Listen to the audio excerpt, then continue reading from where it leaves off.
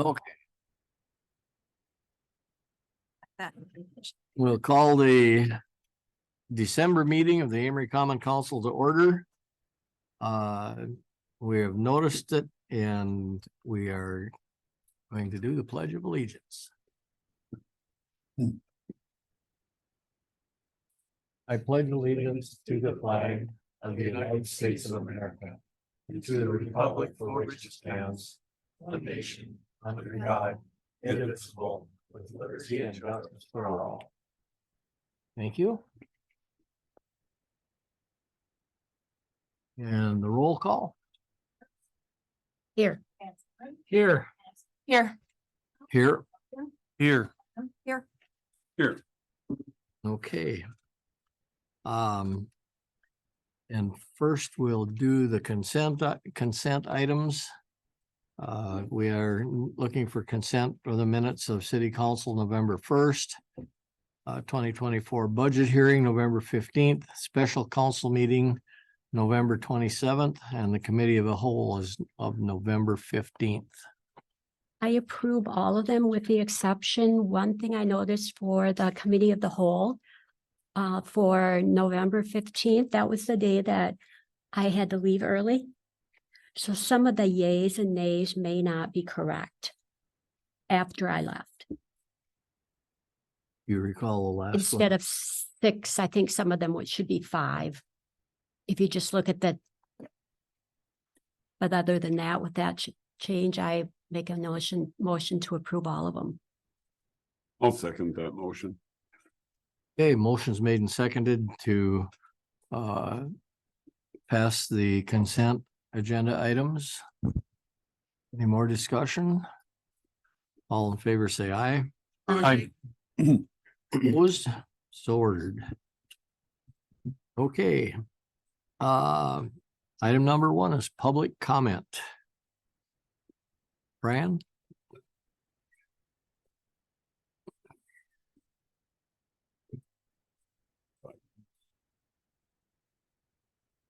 Yeah. Good evening, everyone.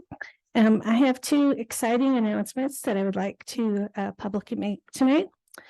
The first one is I would like to announce that I am a candidate for City Council Aldermanic District 2, which is comprised of wards 3, 4, and 5. Since I retired almost a year ago, I've been thinking about how I would like to continue to serve the public using the skills and experience that I have built up over the past 30 years. After attending city council meetings the last 6 months, I think I can contribute to achieving the goals and the mission of the city. I have a passion for and a knowledge of local government that I would like to put to use to benefit the community that I love. I believe in accountability through open, honest, and respectful communication. I believe in transparency and responsiveness to the public, community service organizations, and media sources. And as a council member, I would work hard to ensure that a positive relationship is built with them. I look forward to the opportunity to work with the city council and staff. My second announcement tonight is, as you may know, I previously represented the city on the Polk County Board of Supervisors from 2020 to 2022. The incumbent, Denise Loyale-Prey, has done a great job representing the city, but is not seeking another term. Once again, I feel called to serve.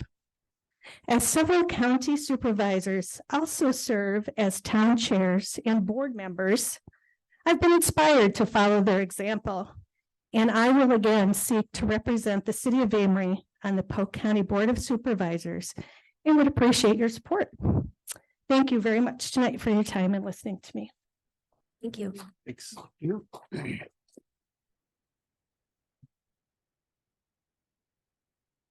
Hello, Mr. Mayor. I'd just like to introduce myself. My name is Jim Miller. I'm the Outreach Director for Congressman Tom Tiffany. Just in the area, I just want to make sure that I offer up our services of our office. If anyone needs any help with any issues related to agencies, federal agencies, and there are a lot of them. We have a great team in the district that does casework. We can help with Veterans Affairs issues, Social Security, letters of support for grants. So make sure you reach out to our Wausau office in district if you need anything. So thank you. I'm sorry, I didn't catch your name. Jim Miller. Jim Miller. Okay, thanks. Thank you. I have a public comment. I have been out and about speaking with a lot of our citizens, and one of the things that has come up as a continuing concern is the audio on our recordings. I just want to let everyone know that we had someone come in, I believe late last week or early this week, to look at the tech issues behind our recording problems, and we are working on solving it. So if you are at home watching, know that we are aware of the problems and we're working to fix it. Myself and the Amity Fire Department would like to thank the community and everybody who showed up for our chili feed on Saturday. It was a huge success. From what I was told, it's been the biggest one we've had yet. So we just want to say thanks, and hopefully we'll see you all next year. Thank you. Good job. Yes, very good job. I'd also like to tender my thanks to the various folks, the fire department, obviously, the police department was there. Amory City crew was well represented and did a great job finding a place for us to ride on. I'm not sure that was a great job, but whatever. Yeah, we didn't get shot at. That was all right.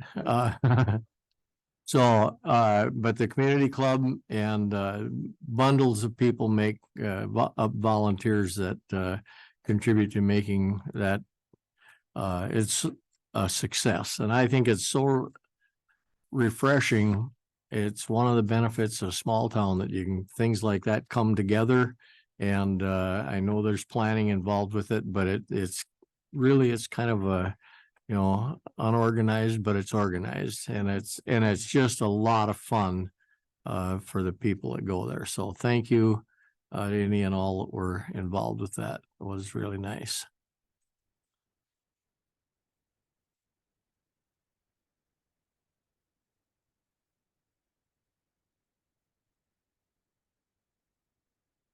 Mike Krusczak, I actually have more of a question.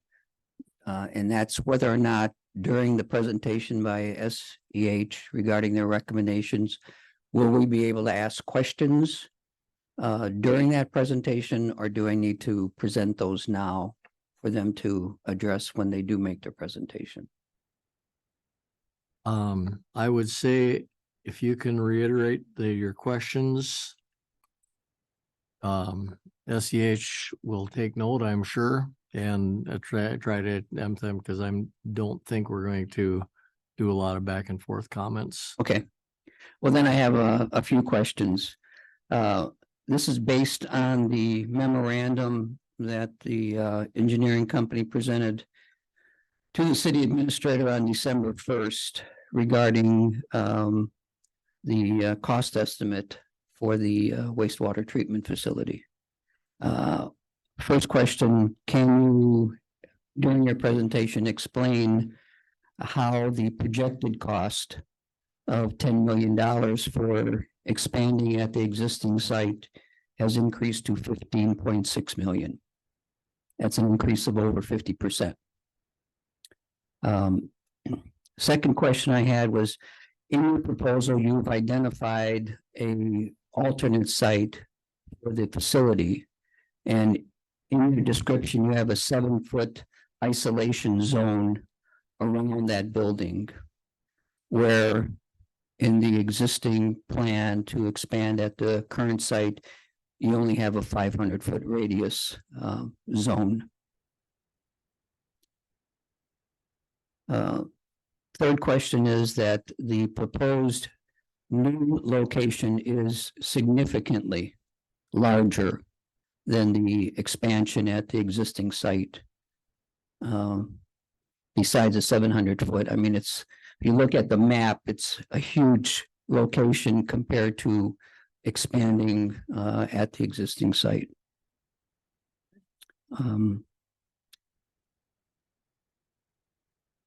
My fourth question is, did you give any consideration to a closer location for a new site? I know I talked with you guys after the last meeting and suggested a location that was a lot closer than what was proposed in your memorandum. And then the last question is probably one more for the city. And that is, if it's a tough decision, looking at the numbers, looking at the proposals, regardless of what you do, it's going to cost the taxpayers a significant amount of money. Lots. But it's also, if you expand at the existing site, I think you need to address compensation for the homeowners in the buffer zone, especially those that have buildable sites right now that will become unbuildable if the buffer zone is approved. That's it. Thank you, Thank Mike. you. I have a public comment as well. Someone mentioned down here about being a small town. I'm just gonna make an announcement for somebody who's not brave enough to come up here and talk, but there are a number of residents in the city of Amory that decorate their homes for Christmas and put tons of hours into doing that. And I know of one in particular that lives at the end of Ash Lane, who has for years and years decorated and has the biggest display that he's had ever. Tons of hours go into this. So if any of you have the opportunity to drive down there during the holiday season, I strongly encourage you. It's amazing. So kudos to the Larson family to do that year after year and support small town. So thank you.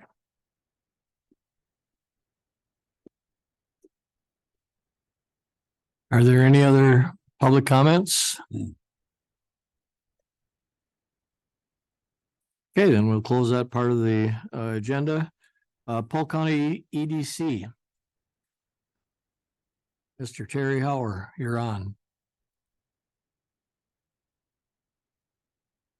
Thanks for having me here tonight, board. For those of you that don't know me, my name is Terry Hauer. I'm the executive director of the Polk County Economic Development Corporation. I partner a lot with Paul. I know you have Amory very well covered. Paul and I have partnered ever since I became the director over 3 years ago. And I don't spend as much time at Amory as I do throughout the rest of the county because of Paul's coverage here. He does a great job and we've been able to partner on a lot of things. But since you do contribute as a municipality to part of our funding, I always like to come in at least once a year. Happy to come in more, but at least once a year to kind of give you an update on what we're doing, what's happening throughout the county, so that you can get a picture of not only just Amory, but the things happening around Amory that impact Amory, and then what we're going to do moving forward as well. So Taylor has agreed to help me with my presentation tonight. So initially, just you can kind of see up on the screens here, that's our mission statement. That happens to be a picture of Senator Baldwin. So U.S. Senator Tammy Baldwin was actually in our area. Whatever your politics are, it's a big deal when a U.S. Senator comes and wants to inspect some local businesses. So we had her in to Schaefer Manufacturing in Milltown and Bending Branches in Osceola to support an American-made initiative that she's proposing some legislation on. So that was a big win for our county. It took numerous months to get her team to have her come and do a day-long tour. So that was good to have her here. A lot of good press coverage. You can go next, Taylor. So just a little bit about the board structure. I don't know if you can see that well, but we really try and keep the board as diverse as possible. You probably recognize some names on there.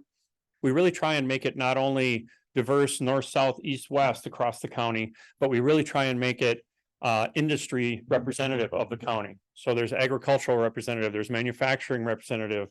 There's a broad spectrum so that we make sure that we're doing a good service to all the industries that are involved in our county. So 15 board members, we currently have an opening. If someone is interested in serving on the board, we'd love to have you. I've been the director now for 3 years. And as far as I know, I'm not going anywhere. So I'd love to have you come and join us. You can go to the next one, Taylor. So a little bit about economic development. It used to be that, economic development was directly tied to industrial parks. And I guess in a way that's still kind of true. We do spend a fair amount of time talking to the employees and employers that are in the industrial parks, because that's where a lot of our employment base sits. But as you can see from this list, economic development is really many different things. Youth apprenticeship programs, housing, tourism, parks and trails, all of that has economic impact.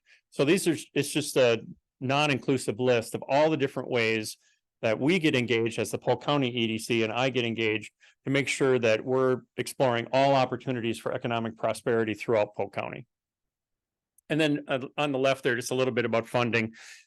We get our funding from municipalities like yourself based on population for that municipality. We do get funding from the county, and then a good chunk of our funding does come from the private industry that we assist here in the county as well.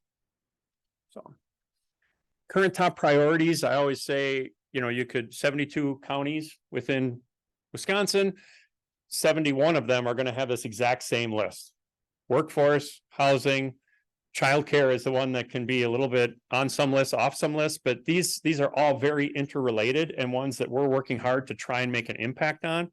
And I have some good things to report in all these categories for Polk County to try and make a difference in how Polk County is trying to impact these to the positive. And Paul, you know, if you have anything that you want to add in from specifically Amory, feel free. We don't have any formal thing worked out.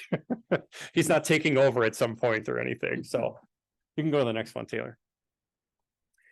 So some new businesses. We're always excited as EDC directors, and communities are always excited about new business, but there is that double-edged sword to new business, especially now, because our current employers are saying, you know, wait a minute, I'm having trouble finding employees as it is. Now you're going to bring in a new business. So there's always that fine line. And even with that, we've been able to establish some new business, bring in new business from Minnesota to this area, which is an initiative of ours. So that's all been good. Some of those businesses are listed there. But the thing I'm even more excited about is the business expansion. And you'll see that list is much more broad. And the reason business expansion kind of excites me more is because that means we're doing things right here in Polk County. Our employers that are currently working in the area are willing to invest more in this area. They're willing to take on more employees because our employees have good work ethic around here. And you can see it's cross-platform as far as who's all on that list. So it's not any one industry in particular. And some of these expansions are not just like adding a small little storage facility on. Some of these facilities are doubling their size and their footprint here in Polk County. So that's a great thing. And then some new opportunities that I just want to introduce you to throughout the county. That's the next couple slides here. So it's not a big secret anymore, was for a while, but St. Croix Health has purchased 100 acres across from Menards. 40 of that will be their new healthcare campus. 60 of that will be additional development. So additional housing, additional rehab services, retail, all of that has yet to be decided. But the EDC has worked with them to establish this new location, and we're trying to help them get the funding to get started. Right now, it looks like probably 25 that they'll actually start production of the new facility. It's amazingly expensive what a new hospital campus costs these days. So they probably are having a little sticker shock, and it's taken them a little bit to pull together the pricing. But that is a huge investment from that organization into our area. And all our employers and us benefit from 3 great health organizations here. We have Amory Hospitals and Clinics, of course. We have Osceola Medical Center, and we have St. Croix Health. And having 3 good healthcare providers in a smaller rural community like ours is a huge economic benefit to us, and it just raises our standard of living, which has huge economic impact. So you can go to the next one time. I don't mean to focus just on St. Croix Falls, but there's a bunch of bigger projects happening there. And this isn't representative of all projects in the county. Some aren't able to go public yet, but this is the old golf course. That is another 100-acre site that is being marketed, and I'm helping the broker of that site to try and find some tenants to go in there. That'll be another huge development along that Highway 8 corridor that it's the first thing people see when they come into Polk County. So again, maybe not direct impact immediately in Amory, but all that development is funneling more people this way, which is a great thing for us economically and growth wise. So you can keep your eye on that property. This is also in St. Croix. Again, not to just focus on them, but this is a really innovative thing. Speaking of housing, and this is not going to solve our housing issues, but it positions Polk County as being innovators, and people from all over the state are coming to this little Tiny Timbers development in St. Croix to see it, because it is so unique in the fact that it's been established and what they're doing there. And it's basically a tiny home community, but they built it around this agri-hood concept. So I worked with the developers here. We did a special presentation down in Eau Claire. And this is attracting a lot of people into our area that are interested in these tiny home concepts, because a lot of people are talking about it. Polk County's actually got an example of it. So it just shows that we can be innovative, we can be a little different and take those different types of chances to help our communities out, and really kind of puts us on the map. And then Osceola Bluffs, this will be the largest construction project in Polk County, when and if it gets started. They were extremely close to getting started. This is the 99 unit apartment complex that is going to sit on the site that the old Osceola Medical Center was on, right down by the river there, right downtown.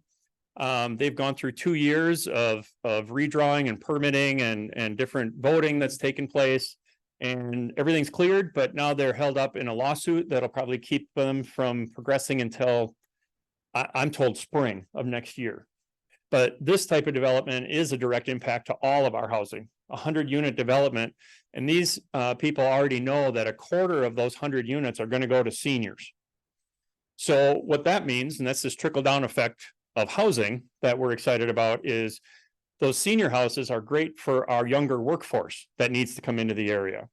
So those very well cared for senior homes that they don't want to maintain anymore, excellent for those families that want to come into our area and do work. So we're really trying to get that up and running as quickly as possible for all forms of development.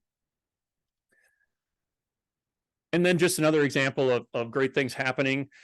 These things do take time, unfortunately, but Luck has actually got a 26-acre site that they're looking at right next to their high school, where we're looking at some funding opportunities to put in housing. And this again would be more your workforce housing. So that would be kind of your average income. Mom works at Polaris, dad's a teacher at Unity. That's the style of housing, which is difficult to come by right now in Polk County. So well, I started during COVID, so it's a bad time to talk economic development. But a year and a half after that, I was able to start doing some economic development instead of just economic survival. And my focus has been on deliverables. So it's really about promoting what Polk County has to offer. And we're doing that in a couple of ways, through a dashboard that I send out. Over 1,000 people get that, including all municipalities and everything. I send that out twice a year, and it's basically a State of the Union economically, just a 2-page quick reference sheet. What are wages doing? What is housing prices doing? Inflation, all the different factors that kind of people think of when they think of economics. We're going to focus more in this next year coming up on events too. And we've done some great things. Paul and I partnered on the PERM event about having foreign talent come into our area for those industries that need that. And of course, we're constantly collaborating with not only just the local municipalities like yourself, but also state and federal organizations. You can go next one, Taylor. Just real quick on awards. We just had this presentation at Big Rock Creek over in St. Croix Falls. Winners this year were Oxbow up in Clear Lake. Equus Magnificus, they're one of our new businesses that were able to win their business across the river. So they came from Hugo, Minnesota, bought a 30,000 square foot facility, are employing 15, hoping to grow to 35 people. Those are the types of things that are big wins for our area. Family Friendly Workplaces, which is an initiative that's kind of based here in Polk County, also services Pierce and St. Croix. And then our agricultural winner this year for agricultural excellence is not too far from here for Four Hands Holsteins. So kind of a cross-representative sample of all the different things that we have right here in Polk County. Just again, kind of showing deliverables. There's what the dashboard looks like. Our bi-monthly newsletter now that comes out always features products from Polk. So an actual section in there. And it always amazes me, ever since we've been doing this now a little over a year, I'll still get emails, I'll still get phone calls from people that have spent their whole life here. I'm a Polk County resident of 5 years. So I always say in Polk years, that's a newbie. A lot of people here with a lot more tenure than me. But I'll get calls from people that have been here for that 40 years or whatever, and they'll say, I had no idea that that came out of Polk County. Oxbow, you know, that equipment ships, you know, over the entire world. Same with Bending Branches, little paddle manufacturer would have no idea that that is the premier manufacturer of paddles worldwide, sitting in Little Osceola. And it's just great to see those kind of things. And by getting the word out, it not only gives our younger people here, I mean, it educates everyone, but it also educates the younger people here that are looking for the jobs to know that it's not just manufacturing here, you know, which I think is the perception sometimes. There are great jobs behind that piece of equipment. There's a lot of engineering. There's a lot of finance. There's a lot of marketing. Those types of jobs are available here. And hopefully we can leverage that to keep our youth engaged in our area. You can go to the next one, Taylor. Prosper and Polk, just a little bit on that. This was started 2 years ago now, and it was our answer to the workforce. I guess the big problem we had with even finding workforce. So the EDC started a completely separate a site dedicated just to workforce attraction. So attraction and retention, and it was called prosperandpolk.com. So if you go to that site, we set it up so that you could win a 2-night stay at the Balsam Lake Lodge, because I wanted to produce something that our employers could actually use. So we've had over 3 million impressions on our Prosper and Polk website. So that's people that probably never heard of Polk before, but saw a pop-up and were engaged at least for a few seconds, hopefully longer, with Polk. And then if they went through further, which 3,500 people did, 350 of those people filled out the little form in there for the 2-night stay, and those are outside our zip code. I then took that list and shared it with our local employers, said, hey, use this list. These are people interested in potentially working in Polk County. Market to them. You know, look at these great jobs I have at SMC or whatever you want to do with it. But it's another way to try and get those younger people and those young families involved in our communities. And then just budgeting for the future. Again, we appreciate the municipality support. We appreciate Paul's partnership on the Amory EDC. And a lot of what we're doing, as you can tell, is it's slow. It's a slow, steady slog, but it is producing results. And we really appreciate the support that Amory gives us. Is there any questions that you have or anything that you'd like to see us do differently? I have a question. As the youngest person on here, and I think the only person that still has kids in the home. You mentioned childcare being a priority. What are you doing to address that issue? Because it is a significant issue right now for young families in our area. Yep.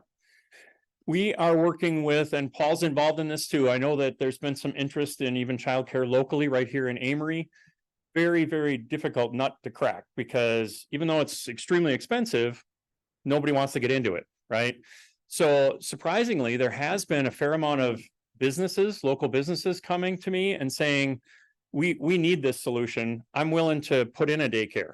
I don't want to own, you know, I don't want to run the daycare, but I'll build the building. We have the money for that.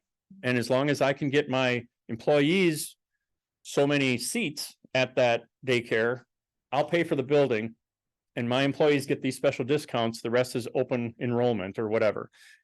Numerous employers have come to me looking for that solution. And I think you're going to see that in the next year. Some of the people are actually going to pull the pin on doing that.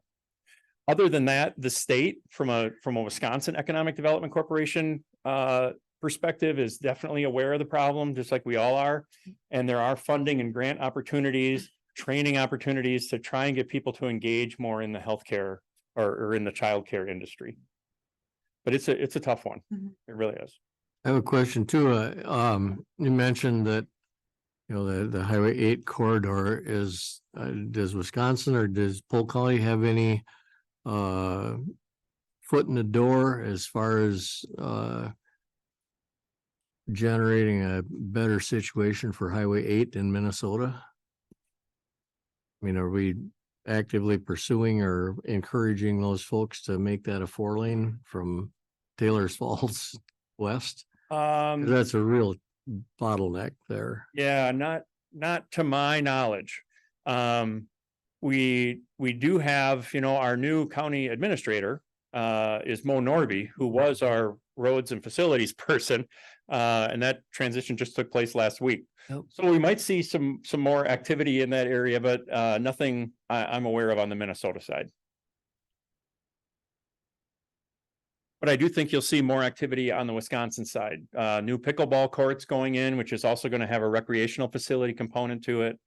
There is not a childcare center, but like a daycare center for children starting in Luck. That will start up this spring. So there's just small things maybe happening around the area, but it benefits the whole. So. Terry, is this newsletter something that is mailed out or do we pick it up here at, It's all emailed. So if you're not getting it, you can give me your email or you can go on our website and you can just sign up right on the homepage, get our email. Okay. And it comes out every other month and it always has a product or service from Polk, and then it has all sorts of other economic news and information, programs that are available, that kind of stuff out there. okay, thank you. One thing I did forget to mention, I just want to make the board aware of, or the council aware of, is that if you haven't seen yet, the county actually has a housing incentive program now where a municipality can get up to $70,000, which when you're talking housing isn't life-altering dollars, but it's a start. It took us 2 years to get that far to the $70,000 level. But each municipality, direct to that municipality, can get a 0% loan to try and attract housing into their area. And that money can be used for infrastructure, it can be used for marketing, it can be used for engineering. And again, it kind of positions Polk County as being a little bit more innovative. There's no other county in all 72 counties in Wisconsin that the county is stepping up saying, we want to try and help. And, you know, I give the supervisors credit for that, to be able to do that. It's the first time this program's come out. I'm hoping it's capped at 200,000, 70 per municipality, 200,000 total. I'm hoping that money goes quickly so that we can fund more. What's the application process? Really quite simple. It's an online form that goes directly to the powers that be at Polk, and they're going to get back to you. Don Wortham, General Counsel, Director, or whatever his title is. And what online through EDC? Right through I should put it on the EDC site. That's a good idea. It's on the Polk County site. And you can apply directly through that. And then it'll also answer the more technical questions, but it's a very broad program in its approach, and the fact that 0% can be used on a lot of different things and for any type of housing. So it doesn't have to be a certain type. Cool. Thank you. Okay. Very informative. All right. Thank you all. Thank you. Yeah. Okay. SEH.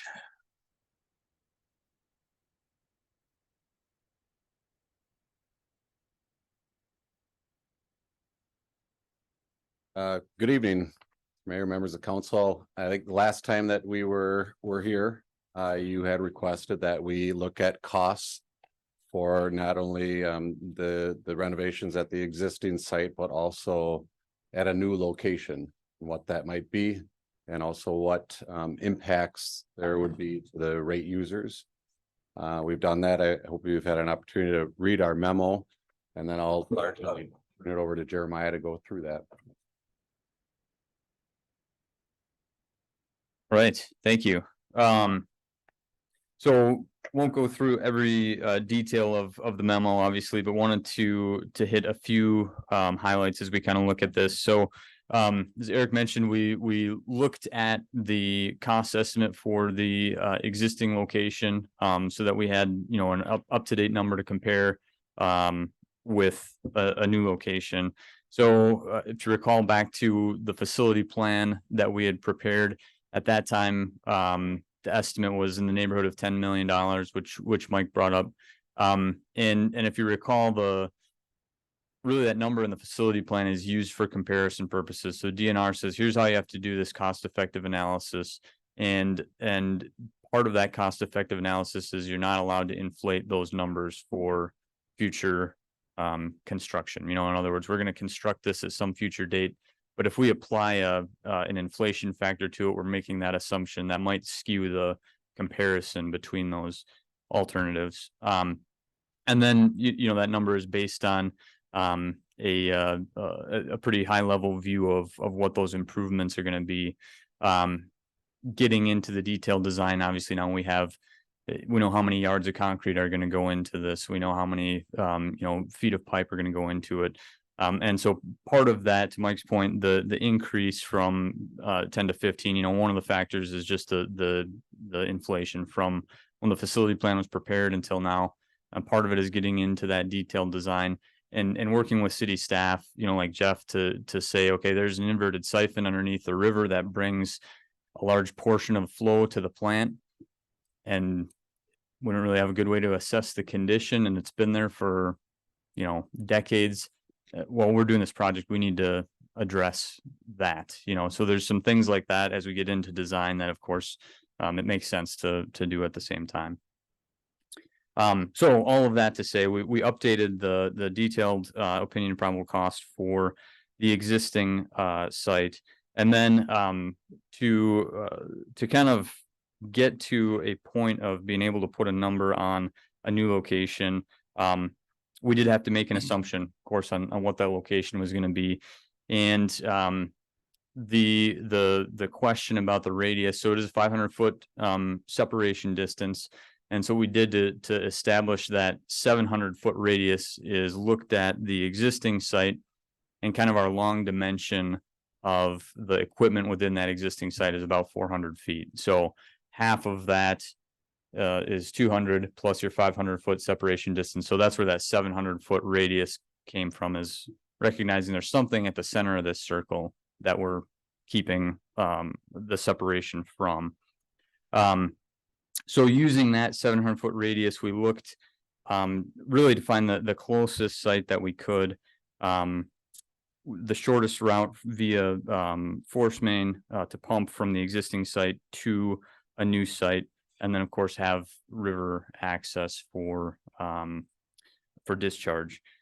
And so really that's what dictated how much land we need. So I think hopefully that answers Mike's question about the new location being larger. We did look at the closer location that Mike had suggested, but the dimensions just don't work. And if you remember going back to the code requirement for an existing site is that the city needs to make reasonable attempts to secure agreement with the property owners. If we're building at a new site, we have to have those agreements in place. And so obviously you want to make sure that there aren't any other property owners within that radius in order to make that a certainty. So just some of the highlights of the other differences in cost. Obviously the cost at the new site includes a new lift station at the existing site, the pipe to get the wastewater to the new site, acquisition costs, which we assumed based on recent sale price for that property.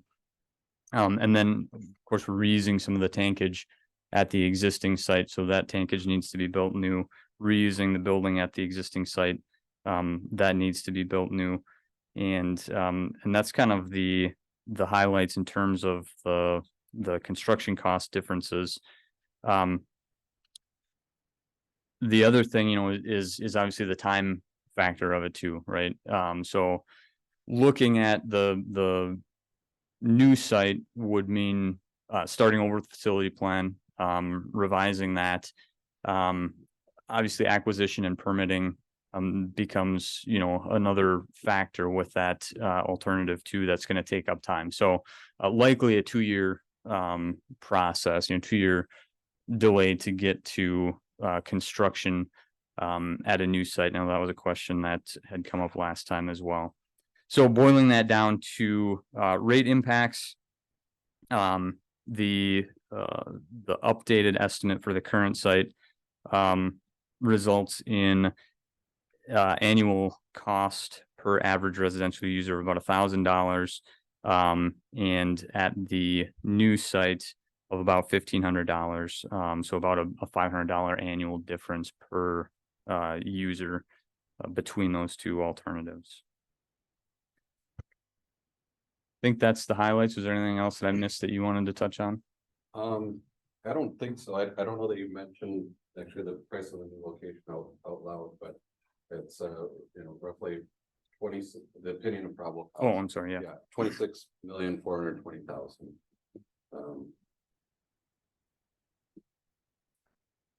And then I think you did hit on all of Mr. Krushek's questions. The questions from the Did council? did you approach the property owner there on whether he's willing to sell? We have not. That was and- part of a 50-acre piece there, right? Right. So, I mean, that's. Again, making an assumption that this is the closest location. Now, of course, the availability of that land is in question, and I would, to that point, I would say. If that parcel is not available, we're getting farther away, and obviously the cost of getting there is increasing as well. So this was the closest spot that we could see that would be feasible, but not necessarily available. Does that 26 million include any of the cost to get all of the waste to the plant and all of the infrastructure that would take? Yes. It does, Yep. okay. So that 460, excuse me, that $465,000 that you have entered in there. Where did that number come from? You mentioned previous sale, Correct. Yep. and that's what That's what that number was. Yeah. Yeah. for the entire 50-acre parcel? For or- that parcel. Correct. I don't know that you get it for that. Right, and how long, that's what I was gonna That's ask, the is how long Right. ago was that? I think that was Oh. a year. About within a the last- about a year ago. Okay, Again, trying to remain conservative. as in Understood. conservative, Well, it's gonna go. Well, in 2 years, the cost of all of the building materials will be significantly higher, we can assume. And we put did some- apply an inflation factor to this. Now, we're not working on, I said, when we're doing DNR's cost effective analysis, we don't get to apply that, but for the purposes of the council and dollars and cents, we did apply that annual inflation factor to get to that 26 number. Now, if we were to go back and revise the facility plan, we'd have to undo that, right? But just to give you guys an actual number of here's what we think it's going to cost at that point. That's where that 26.4 comes from. So in reality, the 2023 number is about 24 million for the new site. so the new site, you would be 2 years before you actually were able to get started on it? Is that what I heard you say? Yeah, I think 2 years to get to this point where we're ready to bid the project. Going back and rewriting that facility plan. And when we get into the rewriting that facility plan, at that point, knowing that we're gonna pursue a new site, we really would have to have that site picked out. Because DNR is gonna give us specific Sure. permitting requirements, effluent limitations for that site, a new outfall in that location. So that's probably a year-long process. And then again, a year-long process for design, similar to what we've had over the last year here. And what kind of time frame would you be looking at for the existing location as far as being able to start on this? So the plans and specs for the existing location have been submitted to DNR. So they're under review by the DNR. And once we get the approval from them, which is likely, they get 3 months, which gives them to the end of the year to review those plans and specs. They'll probably come back with some comments we'll address. Our plan was to bid that early in 2024. So within the next few months, we'd be bidding that for construction. Okay, so you would be looking at maybe the second quarter of 24 when you would get started? To start construction, correct? Yep. And then what is the time frame? You probably have it in here someplace, but if you start, middle of the second quarter, what is the anticipated time to get it completed? Yeah, I think completion of construction, we had anticipated fall of 2026. So fall of 2025, 2 construction seasons, basically to get the project completed.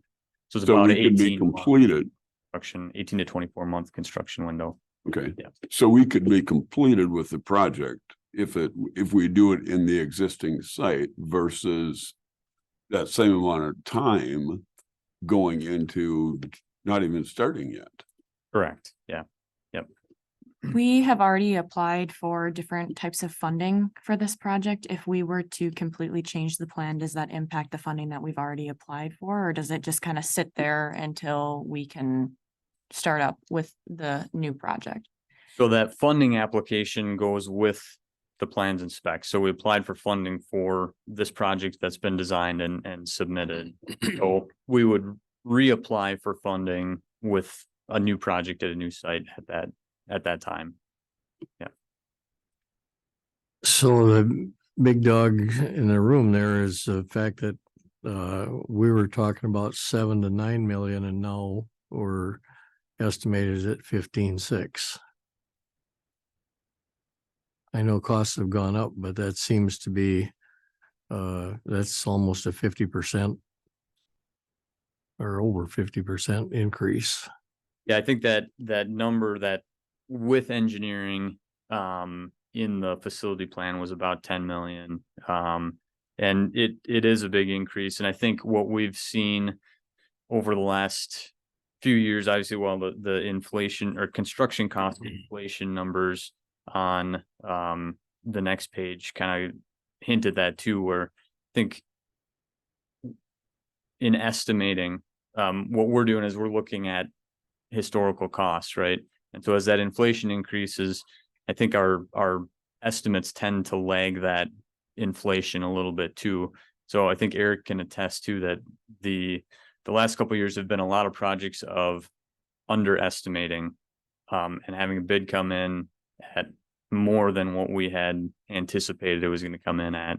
And so we're trying to account for that right in our estimates now, to say this is a more realistic number and it is a significant increase for inflation, for the things that have been added to the project. But also to give you guys a better sense, hopefully before we get to that bidding, that we're not getting surprised by a higher number at that point. That bidding will, be the ultimate number.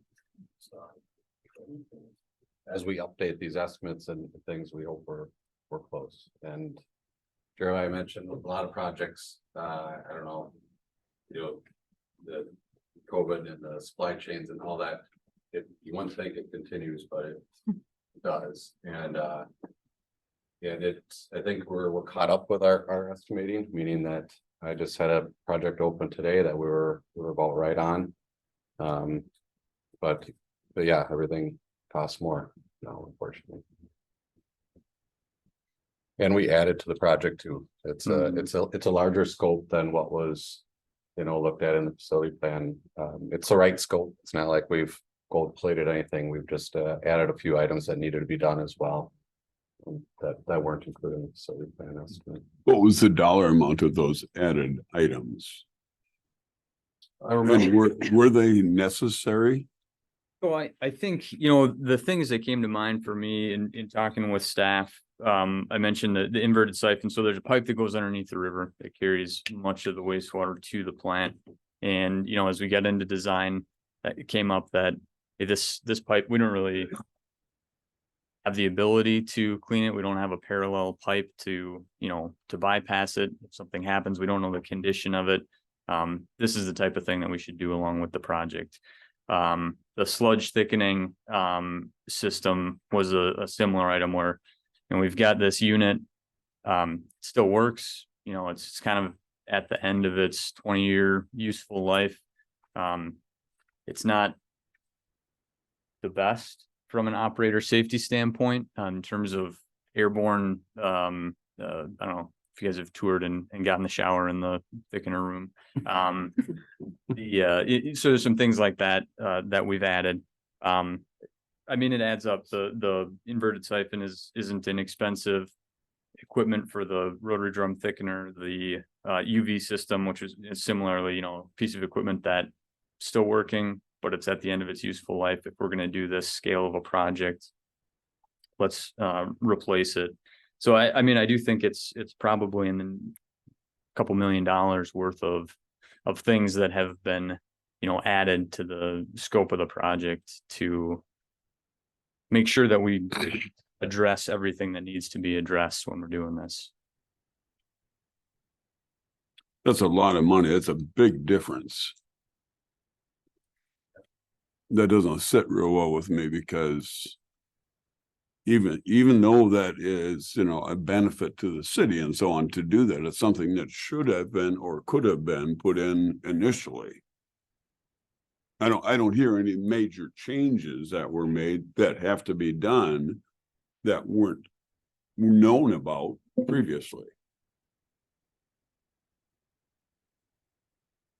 Well, no matter how you slice it, we have to do something, right? Or because if we don't do something, then we're gonna end up standing in our neighbor's poop.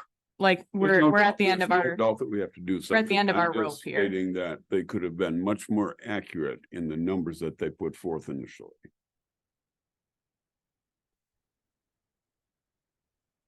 What do you estimate is the useful life of all these new improvements? And maybe you already did. So typically for mechanical equipment, 20 years is a useful life. And then for concrete structures, underground piping, more like 75 years. And I'd say, with the existing facility there, we really are with the oxidation ditch, some of that original concrete structures, we're at that, 50 to 75 year time frame.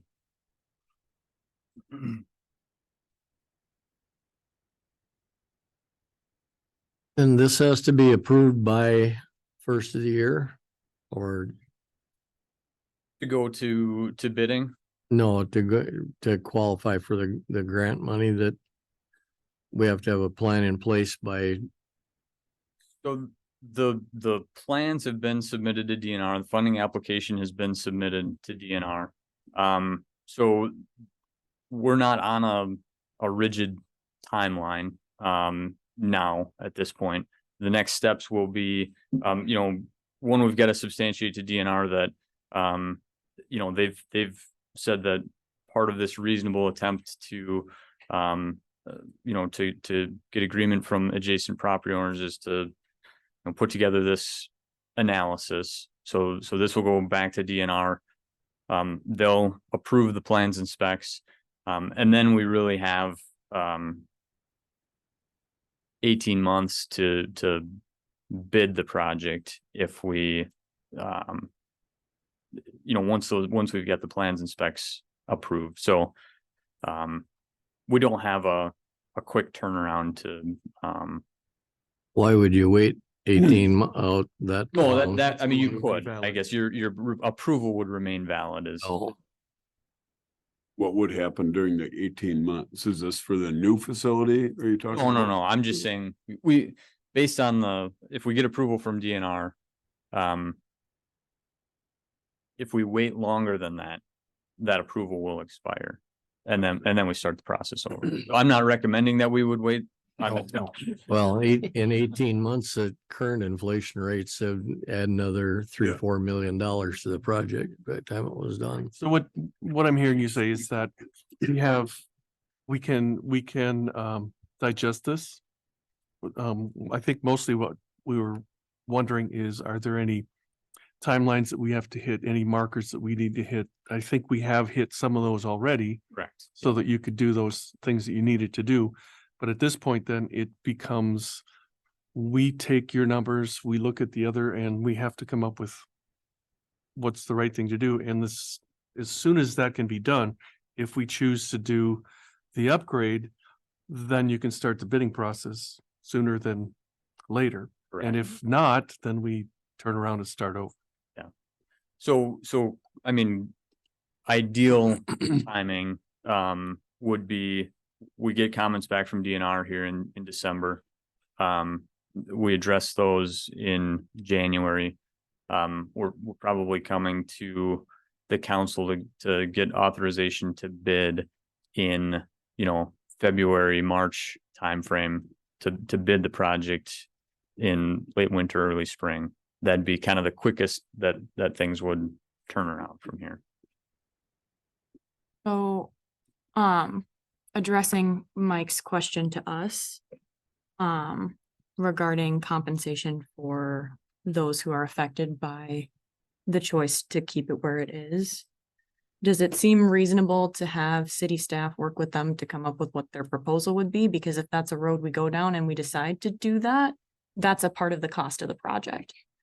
So, and this is not me advocating that that's what we should do, but I do feel like it's valid to at least explore it.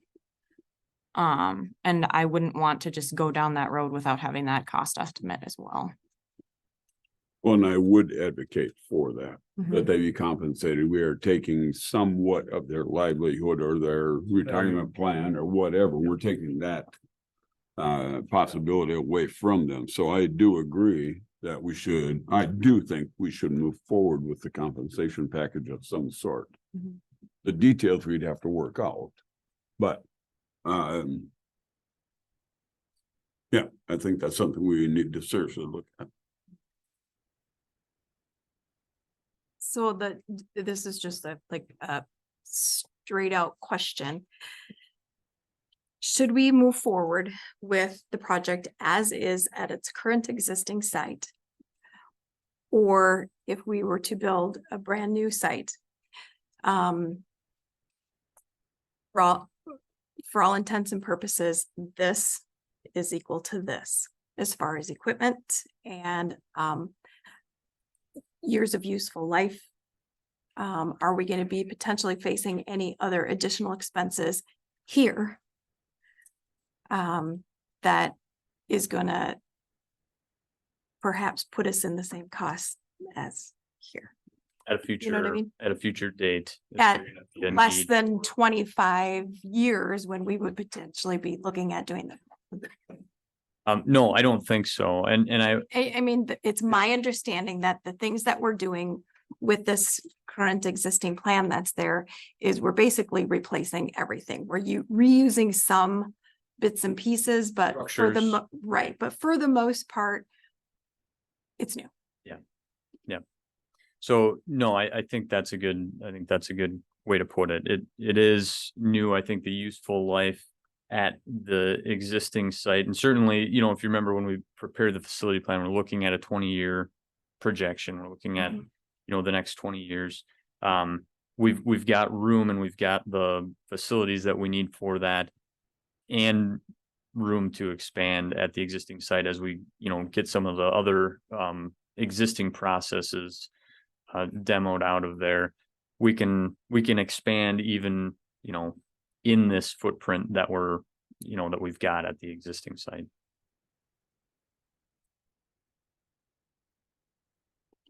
When you say you can expand that site, we're a city of 3,000 people now. What level would we be able to increase the size or the capability of that plant? Yeah, I mean, I think the easiest thing to look at is increments of doubling, right? And so there's certainly room to double there. Where what's designed right now is 2 SBR tanks. There's certainly room to have 4, which essentially, you know, doubles your capacity. Now, what we're projecting for population growth and you know, flow increase over the next 20 years is not near that. But, you know, if that were to happen, you know, the Economic Development Corporation does the whole thing. There's room there to do that, to double the flow, double the capacity of the plant. Thank you. I think one of the things that struck me is that piece of land that you're talking about for a possible site of a new plant is not the site that has been bandied around for the last 30, 40 years, but that is a site that has been mentioned numerous times as potential housing development area. If we take 40 acres or 50 acres out of that particular area, to put a sewer plant on and we don't let anybody build close. We already have one guy that's ready to, that is talking about developing 13 acres there.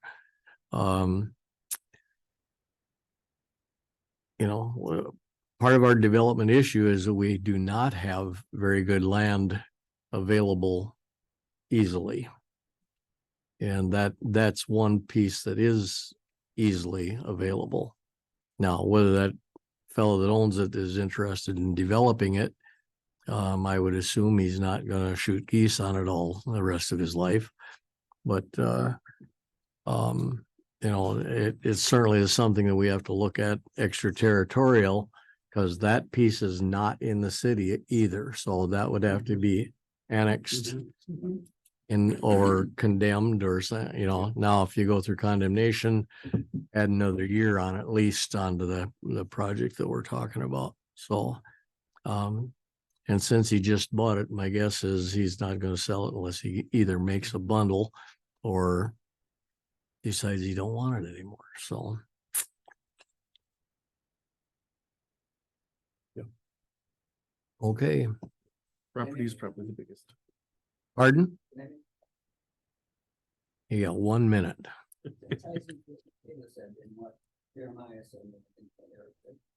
is, if you're gonna build at the existing site, you do need to have agreements in place with the existing property owners. So I think that's one of the things that the council or city administration can begin working on as you consider what you want to do in the future. That's not a good question. It was stated that everything is gonna be other than the building on the current site. The thing you guys are converting the existing clarifier that correct. You know what the lifespan of that would be when it's converted? So again, concrete structure typically, figure 75 years, and that existing structure, has got 20 years of life into it. So I mean, it's certainly out beyond what we consider for our facility planning, 20-year period. Believe so, yeah. Okay. So I think we have to make a decision. We could put it off a little bit, but kicking it down the road isn't gonna change a whole pile of things, I don't think. So as far as compensating the folks, I think there's two ways to go about that. Either you condemn the land and let the court set a price on what the land is worth, or you negotiate in good faith with the owners. I think we're talking about 4 lots that are undeveloped. Is that not correct? 2 for Mike and 2 for, yeah. Pardon? Right, no. That new owner and staff can obviously, work with. Yeah. Directs, but I don't think he had interest in. No. Selling it. No. So, but I guess, pardon, I'm not terribly interested in a 6-month process or 8-month process of finding out, that, like I said, there's 2 routes to go on that. And I certainly don't think that we want to go the condemnation process. That's nobody wins in that. Well, they just indicated that you said he wants to keep the land as is. He doesn't want to sell it, correct? Is that what I heard you say? Oh, no, that's 200 Donatel, right? Yeah, that's the fellow that bought Mike's property. Meaning that Right. the city won't buy it, but we could still potentially Right. come to a number to compensate for property value. Not really, because he is not restricted in any way as far as building onto the property that he has, that house. He has to come through an appeal process, but there's not a restriction unless he wants to build a second house on that property. And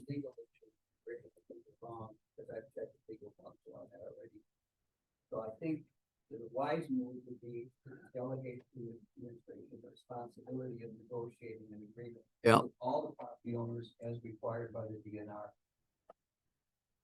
So, Well, Or- and if I may, and Jeremiah step in too, but you need to seek reasonable attempts to get agreements from property owners that are affected by the isolation zone. mhm, DNR has indicated to us that if we go through this process of looking at another site and affect to ratepayers, that and talking with property owners, that was a reasonable attempt, and that the council stays with their current location.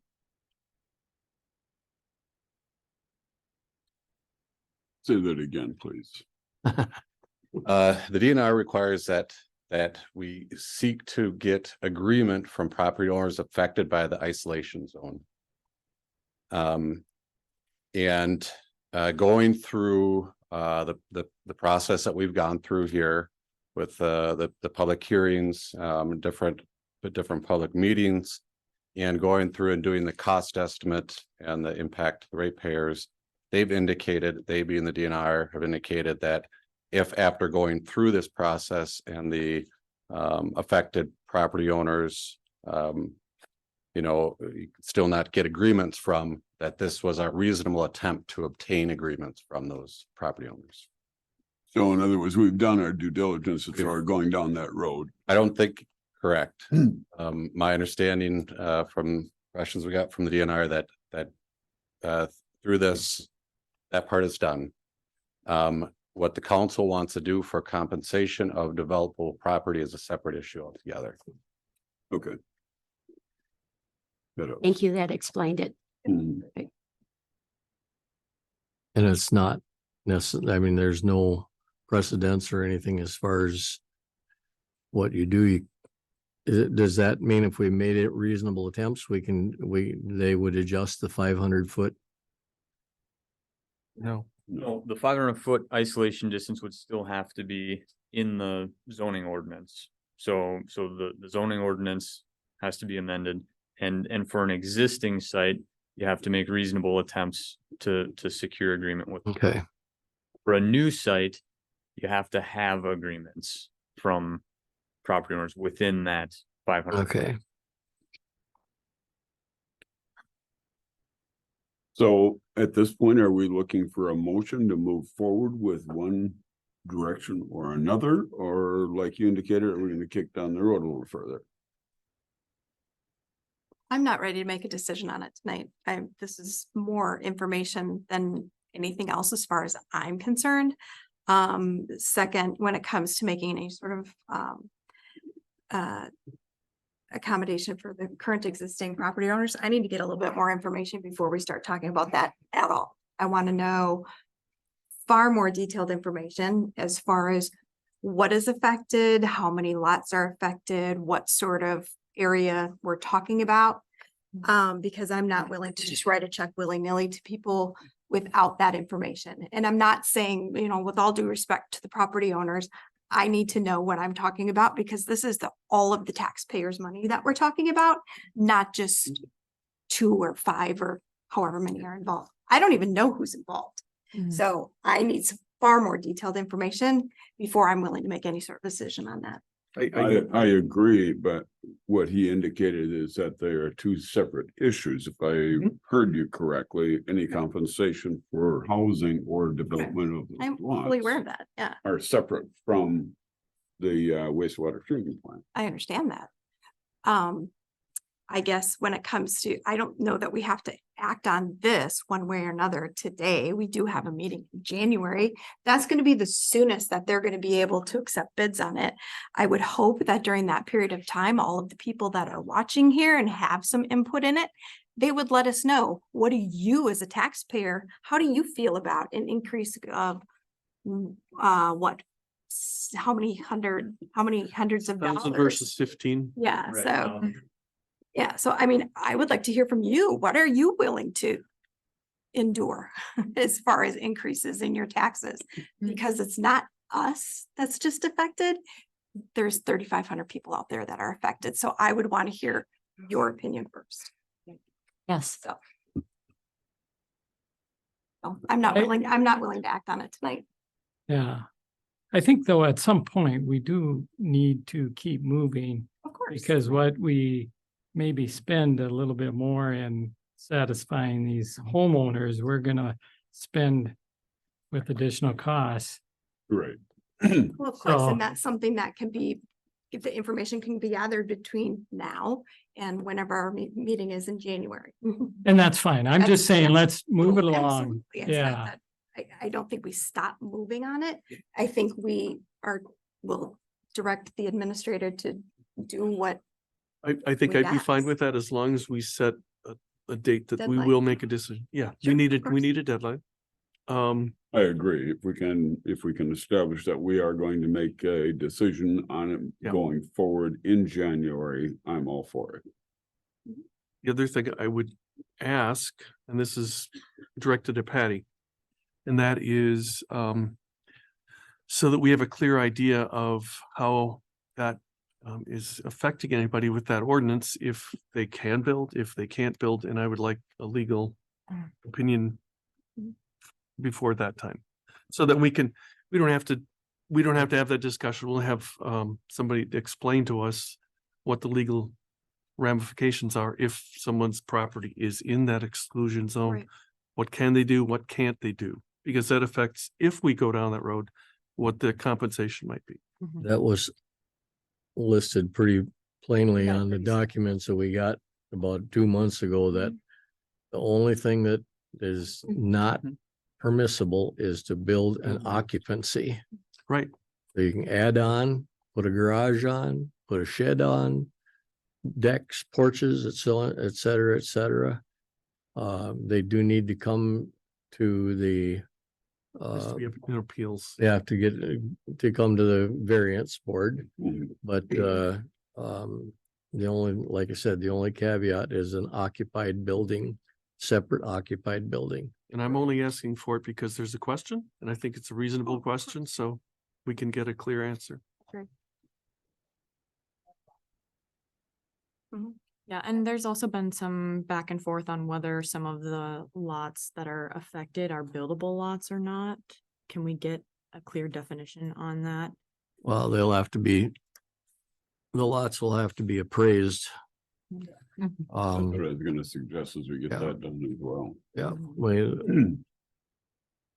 we Um, have a bigger picture. And to do that, you two particularly have to be amenable to getting them appraised. And I mean, as long as we can agree on who's going to do the appraisal.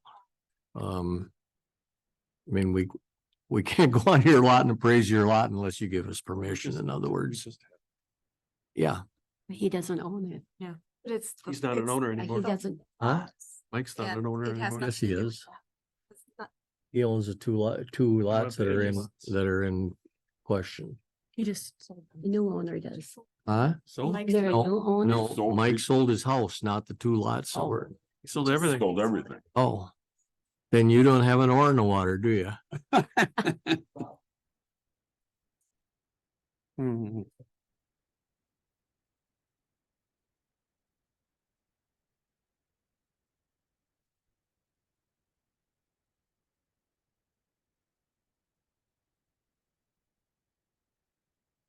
Care about to the point, it is not only the property owners around there, but the user fee is going to increase anywhere from $700 to $1,200 a year, and it's currently like $4.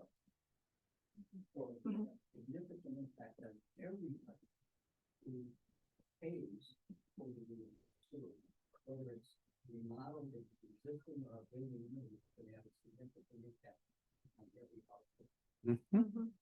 I think we can all agree on that, that the costs are gonna go up. But the fact is, we have to do something. So, Right. yeah, Doing nothing is not an option. thank you. Yeah. Good way of saying it. The increases basically $680 a month or a year Here. for the family. an average residential user Mhm. versus 1,200, almost 1,300 if we would go to a new facility, so. So Okay. I think we need to do that. I don't know that we need a motion, yep, with the following caveats, yep. Yep. Thanks, Patty. Thank you, guys. Yeah, Thank you. I guys. appreciate the clear description. It's tough. It's tough. Item 4 is the building zoning permitting discussion regarding 142 Lake Street. Dan? Good evening, council. I'm Dan Kegley with the REM Inspecting and with here with Dawn. And so just try to give you a high level update of where that's at and kind of where it started and how we were getting from point A to point B kind of thing. Currently, the owner of the building actually lives in Minnesota, and then the current renter is there is also the agent of the owner who's doing the work. So there's two different parties involved in this particular case. We basically, there's been numerous complaints to both our office and the city hall office about basically building going on without a permit. Back in November of 2021 is when we did our initial visit to the property. And then there's some pictures there I think you see of basically a deck structure that was built in the backyard, right on the property line, right back in the ordinary high water mark, which is not allowed, as well as the deck or the pergola lattice structure being just not in the right spot per se for zoning purposes. We at the time notified the owner and the agent of the owner that those needed zoning permits, those needed building permits for those particular items. We also noticed that the siding was missing on the house itself. We also noticed there were new windows installed. We also noticed that there was construction materials laying around, all of which are against certain Amory ordinances. And so we've identified that over a period of time. We've issued citations for those particular items. We didn't associate any penalties at the time with those citations. We also wanted to enter the building to find out what interior alterations may be going on inside the building, and we had difficulty in getting access to the building. We were finally granted an inspection warrant to get in there. And then some of the other pictures you might see there are of the interior alterations where he gutted out the entire second floor, extensive alterations and gutting, demolition work going on in the first floor kind of thing, which does require a demolition permit to be issued, as well as inspections to make sure it's still safe and those kinds of things, in which we did find out there were some safety concerns noted at the time of the inspection warrant. We have been back and forth out of court multiple times. This particular person uses the legal system in order to prolong the process. All we're asking for is the applications to be filled out and paid for and permits processed so we can do our job to do it safely. Currently, there is a court, an open court case that is still yet to be decided as far as the date. The tenant is taken the city of Amory, myself, the building inspector, to court, and that is yet to be heard by the court system. And so it's going through that process now. Back in April of 2023, we did go to court, and a deferred judgment of conviction was ordered at that time that a permit be issued by August 1st. August 1st came and went, and no permit was obtained by the owner or the renter. And so we're now taking the next steps of what we need to do for that process. My recommendation at this point is to continue working with Patty and the legal system in issuing citations with penalties at this point, and see if we can't get actions to something to go with getting the demo permit that needs to go get in place and the inspections required for that. And then whatever building permits need to happen. As far as the pergola and the deck structure that's in the backyard that's not zoned properly in the proper place, We have asked multiple times that those items now be removed. And so we're just gonna issue citations, I guess, at this point with penalties until those structures are removed is kind of our plan of action at this point. So those are kind of the roundabout way of saying all the different little pieces that are going on with that particular house and that particular property. Any questions for me?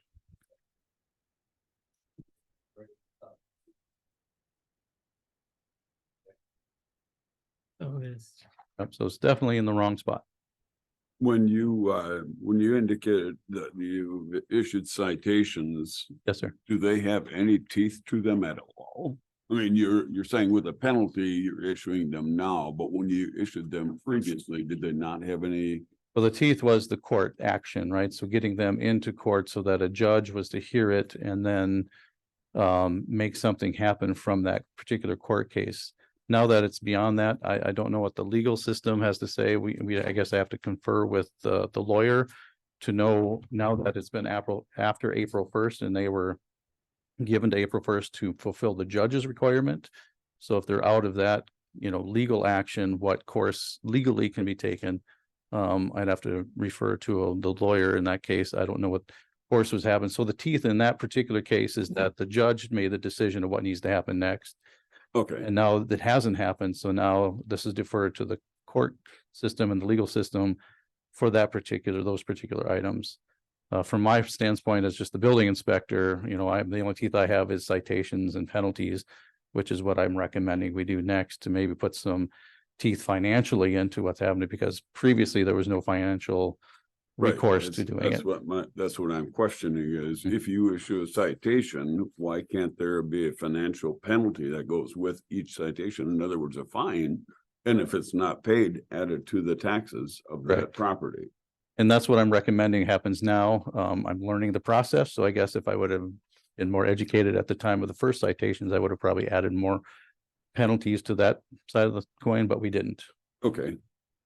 If you have the same situation in another property or future citations, will there be a fine that goes with that? I will confer with the city staff in order to determine if that's necessary or not and come up with a course of action. But if we warrant it, we will definitely do the maximum, do what we can do to issue a penalty for that. Yes. I just think with the amount of time and energy you put into just this one project, going forward, if you have another house, yes, that is under this kind of condition or whatever, that we would have a financial fine involved with every citation. I agree. And I think moving forward, that will be the case that I'll recommend that. Okay, thank you. Dawn has. Hi. Hi. I'm the office manager too for RM Inspecting. So just thought I'd maybe add to that. So there is potential for penalties to go with those original citations, but I think we're referring that back to the city attorney to decide if penalties can be backdated to that previous date. And that's something that we're working with the city attorneys on. So there's maybe potential that penalties can be dated to the second date of notice or something like that. So we're investigating into what two issues what that we. the city attorneys say should happen next. And that's all through our municipal court system. Yeah, two issues with it. First of all, the judge for our municipal court recused herself from that because they've done work together and she's a next door or a couple doors down neighbor. So that case was referred to the Turtle Lake municipal judge, or was it Turtle Lake or Barron? Turtle Lake, okay.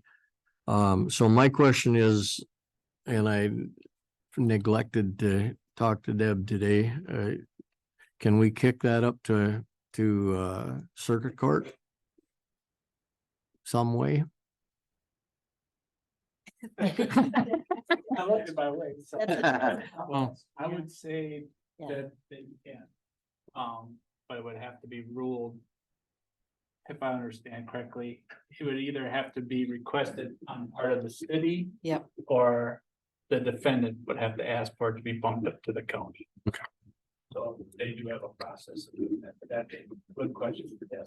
That's a good question for Deb, because that's not my wheelhouse. Yeah, Just for clarification's sake, with your recommendations here, you've got recommendations number 1 through 7.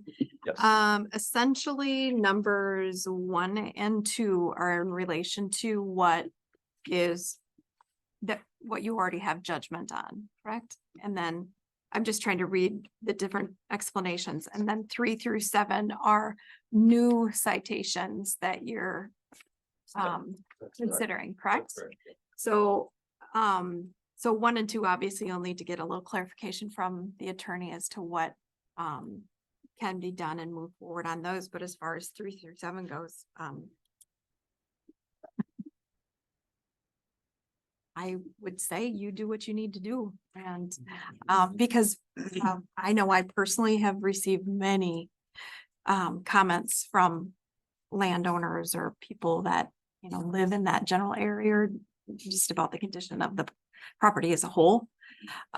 So I'm kind of tired of hearing about it too. And I think at this point in time, it needs to have a financial impact on the parties involved. That's my opinion.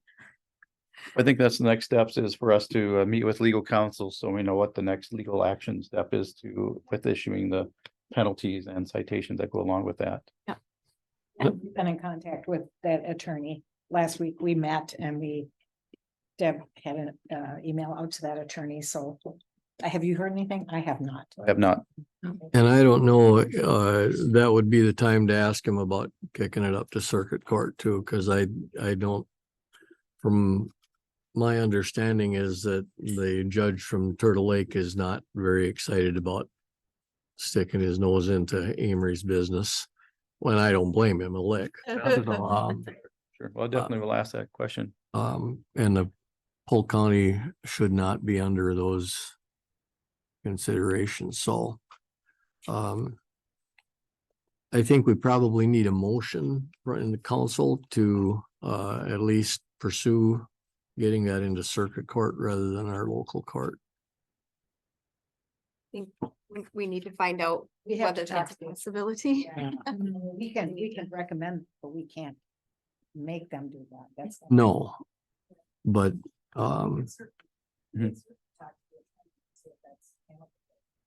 That's an option. yeah, I'll make that motion if it's appropriate, but I don't know with what you're saying, Patty, that it is.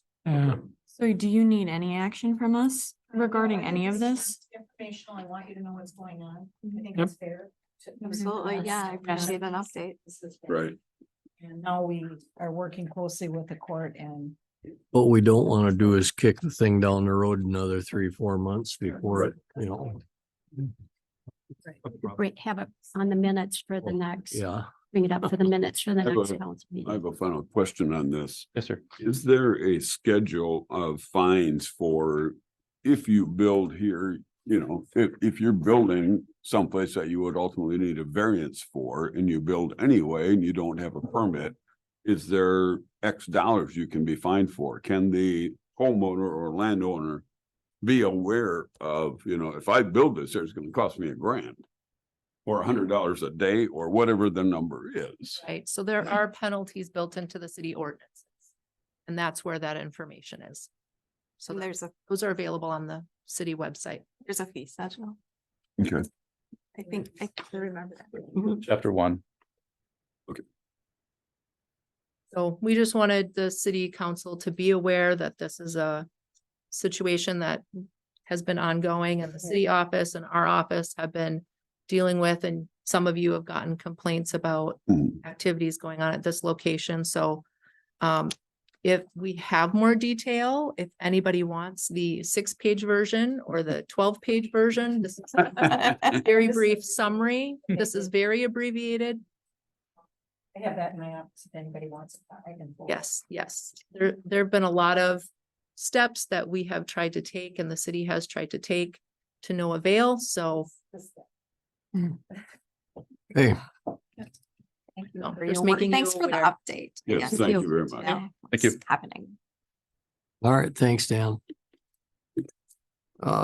Next item is ordinance 06-2023 emergency vehicle parking spot zoning. And that's essentially, if you read it, to make sure that folks don't park there unless they're plugged in or. Right, electric vehicle part, Right. yes. I will make a motion that we hold those areas open only for electric vehicle charging.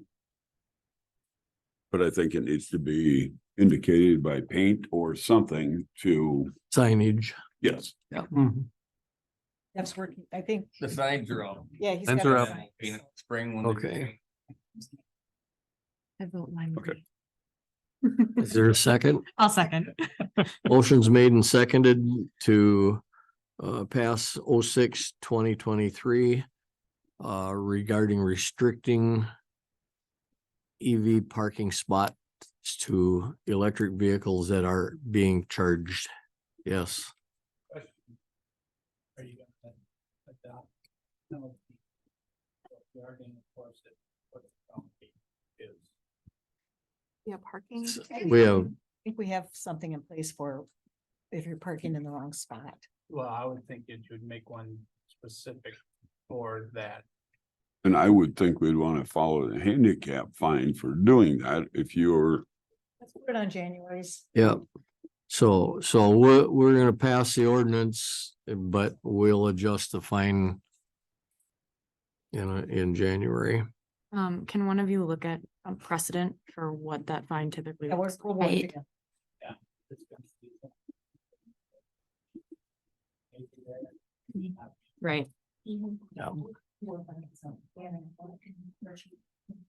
Motion's made and seconded to pass 06-2023. All those in favor say aye. Aye. Opposed? So ordered. 07-2023 is an ordinance on blighted properties. And I don't know if you all had a chance to read it. We're talking about commercial properties and buildings that pose significant risks to public health, safety, and the welfare, and negatively impact property values, public perception, and the overall quality of life in the city. Copies available to anybody that's interested. And it puts the onus on the building inspector to look at those if they're asked, not to determine whether they're blighted, but to look at them. I don't expect you to be proactive going up and down Main Street to see what's, We've already done that on one property. yeah. Yeah. One of the things that we talked about at our previous meeting with this was that they would have 30 days to comply with the notice, and we were talking about what comply meant. Did we come up with a definition for that? Because it could take 30 days to even find a contractor, or 30, like, do they need to just have an actionable plan? What does comply mean? I think it's important to have that in there. Yes. Yep. We can, that maybe depends a little bit on the circumstance. Sure. Exactly. Might be the scope of how big it is. Types of Yep. project, properties that- It's still tricky. But it's- I think it gets tricky if you get too definitive with it, because then there's too many loopholes to get out on the outside of it, so. And it isn't, That in our complaint, can we Yeah. say this is what you have to do to comply? well, the 30 days is to comply, and possibly the only thing that would be necessary to add to it to comply with a plan to remedy the situation. within 30 days and then maybe 90 days for, Some things might take longer. Yeah. Right. I mean, 90 days that you are physically starting on the project. You're looking for some acknowledgement that they're gonna do something. Right. More than anything, that's it. In writing. Course, we have a 30-day clause in there saying, Sure. you know, Mhm. here's the order of board, here's the requirement that that's needs to be Mhm. met, and you have 30 days to try to meet that. We can obviously build in there, come up with a plan. Let's get together however many times over the 30 days to make a plan, whatever needs to happen. To figure it out kind of thing. And obviously I can cite one of the items you had mentioned earlier, what the core purpose of the ordinance is about, to cite that as the core item we're looking at. Mhm. Rather than maybe defining something specific, we could just say Yeah. this is the core item based on this heading. And then, we've got 30 days now to figure out how we're gonna move forward. A lot of, like, I'm just gonna give the example of the fire department. They have when they do their inspections. That's, they detail, this is what you need to do moving forward, and that would be part of, when you cite them for that, then. I think we can do that. Yeah. That seems reasonable. This was taken pretty much verbatim from another municipality also. Mhm. I agree. Based on yeah. other ones, sure. Yeah. So we're gonna. I think that table that. We're gonna tell, yeah. Let's add that information regarding that 30 days. And we'll present it amended to the January meeting. Misha, 30 days. Pardon? Committee of the whole. It can be something to do. Pardon? Could give me something. to do. Maybe. Campground pricing updates. Did you have a figure you wanted to do, Taylor? My batteries are dead again. They don't last long. You guys had decided at the last. Yeah. meeting that it's gonna be $35 a night, and I go $650. Mhm. per month, included in the highlighted. Yep. Correct. So, Yep, it's in the packet. We are ready for a motion then. I will make the motion to accept the updated campground fees for 2024. And I second it. A motion's made and seconded to accept the proposed updated fees for campground pricing, which were 35 and $650 for a monthly rate. All those in favor signify by saying aye. Aye. Opposed? The Axon contract for the police department. We heard about that last month. And Eric asked for some other numbers, so I got some more numbers. One of the things that came up as we were talking about it is storage space. Yeah. When you're talking about video, So it we're goes talking more fast. Data. You.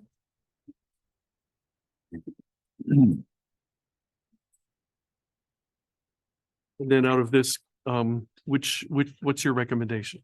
So under the. My recommendation, because right now we have 2,000 gigabytes for all, which we are pretty much maxed out at already. So I spoke with Axon and Length. They came up with the different ideas to go for the department itself. To go to the unlimited. That'd be the first party, that'd be us, go unlimited. And then the third party, which would be if we're getting video and stuff from outside of our agency. So we looked at, right now, we are at about 130 gigabytes. Which they said we're at that, if not more. But we sat and looked at it, and we could either do the 1,000 gigabytes or the 2,000 gigabytes for the third party. I think the 2,000 gigabytes might be more than what we need, unless we also would get some type of business or something where we would be bringing in a lot more video than what we are now. But that would be something to address at that time, but we don't see the 2,000. Then that would be my next question is, if you start hitting your head on the ceiling, can you change as you go? Yes. Okay. We would just, and that's why it says a la carte, that we can adjust that. But like Cynthia and the senior director were telling us that it's data that we have to have, and they know that. So truly, at this point, they don't have any plans of penalizing us if we do go over in that. Just because they know this is information that we need. And the other thing is, a lot of our data, if it's something that we can delete, that takes that back off of that Right. data storage. So, Right. and that's what we're currently working on, because there's just a lot of data right now that's on our system that should have been taken care of, but people weren't handling the data. Yeah, it sounds like you've got sorted out the categorization Yep. correctly so that, and that determines how long you keep things. Right. Yeah. So if it's a third-party data, most of it's gonna, for right now, is gonna probably come from the school. And that's gonna be probably held for 2 years if it's a citation that's issued. So, the other data that you would get just depends on what category it's in. If it's just a call for service, it's 150 days or less. So, my suggestion would be at least 1,000 gigabytes is what I would suggest. And I think we'd be okay there for quite some time in this contract. But like I'm saying, the data comes, the data leaves for those, so. But where our data that we take with our cameras and that, some of that stuff's gonna sit a lot longer, just because of the length that we have to hold it, so. And you're using approximately how much right now? Well, if you look under just the first party, we're over 2,000. They already told us that we went past that. We went over to 2,000. They haven't been billing us for it just because they know we have to have the data. So that's why they're suggesting that we go to the unlimited, so we don't have to worry about it anymore. And that's why by going to the 1,000 gigabytes, you're looking at about, I think it's for the year, you're looking at about $1,000, a little bit over $1,000 a year for the added storage. Plus they also gave us a bigger buyback by going to that too. They bumped that up to kind of help us with the cost. If we go to the 2,000, then you're looking at just about $2,000 a year more to go to the unlimited for us and the 2,000 gigabytes for the third party. So that's the difference that you're looking at for the yearly cost, either $1,000 or 2,000. And the unlimited would be 2,000 as well? The unlimited. Another 2,000 On additional. additional. Yeah, if you move to the unlimited, with both parties being unlimited, yeah, then you're gonna go from 26,000, what we're talking about now, to 30,000 a year. So it's about $4,000 a year more, but I don't see the reason to go to the unlimited, because I think we'd be paying for equipment that we don't. It's not a major source of your Right. data right now. Right, it really isn't. I mean, 'cause if you figure it out that right now we're at 130 gigabytes and that's getting purged. So I would say 1,000 would probably do us well for quite some time. So of all these options, what is your recommendation? I am recommending it's the third line, so it's the unlimited first party with 1,000 gigabyte a la carte. So overall, the whole cost of the program would be $277,877.95. That's for the 10 years. And you indicated that this can be adjusted if need be, correct? Yes, at any time that we see, or if we start going over, because with the unlimited for us, we don't have to worry about it. It would only be for the third party. And if they started seeing that all of a sudden we were getting a lot of videos, that they would contact us, let us know that they're seeing this, and then they would probably give us some type of price adjustment down the road. So. The other thing to note is that as technology changes and cameras get better, the video. That's what we were talking about. storage gets- Resolution changes. Yeah, it gets more, so- Video gets bigger. Yep. As long as we're able to adjust if we need to, then. And that's why we felt the unlimited was best for us totally. But like I'm saying, I just think anything above. The only thing I would say is if we truly wanted to look at it and we were worried about it, then I would say you go to the 2,000.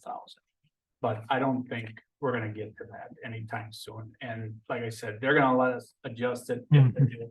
Mhm. Yeah. Well, depending at the time of when we. pay, Right. a little bit more, but I'm just saying that's. Oh, yeah, it'll probably, So- price will increase, I'm Yeah, sure. Yeah. but they're, they're willing to work with us. Yeah. And like I said, if they see that, let's say we're at 1,100 gigabytes, they're not gonna ding us for that. Okay. Yeah, they're gonna give us some leeway. So, but I think if it gets to be like 1,500 to 2,000, then I think they're gonna be calling us saying, hey, you guys need to adjust this. So, Well, if your recommendation is the third column, the unlimited first party and 1,000 gigabyte a la carte, I would make that motion that we Mhm. move forward with that. I'll second that. Yeah. Motion's been made and seconded to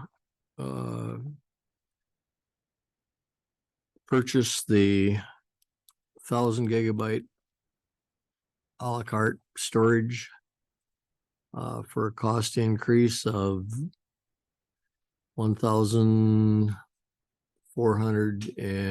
$1,479. We're actually approving the entire contract. Yeah. Yes, yeah, no, but that's the increase that we talked about, so.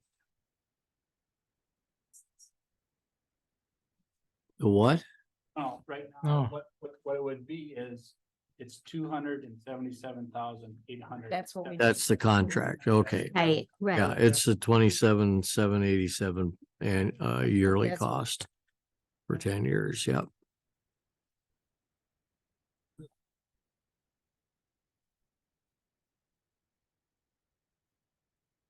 Was there a second?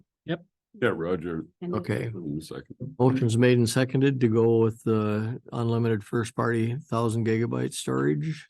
Other discussion? Pardon? Sure. I'm gonna reiterate what I said before. I'm not in favor of doing a 10-year contract on this, just simply because a lot of the information that was presented with the last time is that at the end of the 5 years, you would get replacement tasers, not the new upgraded tasers. Correct. And looking at the term on their timeline as far as what technology had done in the previous 3 years, the tasers had been updated dramatically. And I don't know, and I know the reasons why you're wanting to go to 10 years, but I'm also saying that things On- change. On the taser bill. You would get new 10s. Right, but through our discussion that you guys were a part of, through all this meetings that we've had, is that taser is pretty much at a level where they don't feel there's gonna be a large jump from where we don't have the taser 10 yet. The taser 10 is coming. That's the newest, greatest. Mhm. They don't believe that there's gonna be a large jump from that taser 10 to anything because of the strides they've made now. So that's why they're saying unless we would pay another huge amount onto the TAP program to get the latest and greatest on the taser. That's what they're saying, but we would get the brand new tasers. If there's software technology that goes into that taser 10, that would be updated. It just won't be the latest, greatest, whatever taser comes out. Device. They can't even predict Understand? what that is. 10 years is a long time. Yep. I'm not in But favor we of still, 10-year but contract. the thing of it is, if there's something that does take a big leap in the near future, that the taser 10 kind of gets to be obsolete, we can decide to purchase the next level. They're not holding us. We still have that option to pay more to get the next step up. If we chose that at the 10 or at the 5 year, Mhm. if there's something different that's out there, that option's still in their contract to say. They're not gonna hold us that if there's something majorly different, that we can't opt to buy into it. So.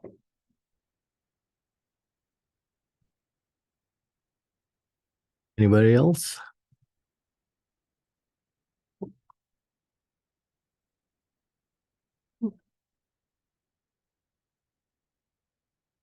My contention, as always, is the total police department budget. You know, every time we add a few bucks to it, it keeps climbing to that $1 million a year for not too many people. Motion's made and seconded. Discussion has been observed. All those in favor signify by saying aye. I, Aye. Opposed? I, Roll call vote. Let's, Marks Yes. and Summer. Yes. Thompson. no, Okay. Yes. no, yes. I believe the yeses have it 4-2. So ordered.